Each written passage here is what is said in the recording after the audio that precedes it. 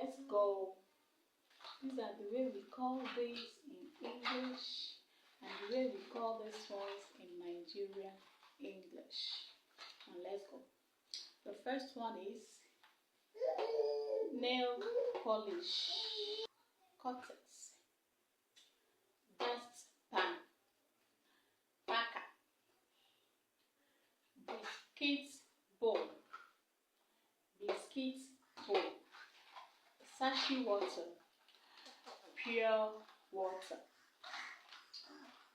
incomplete building, uncompleted building, unload, offload, cut shoes, cover shoes, knock knees. Now you tell me what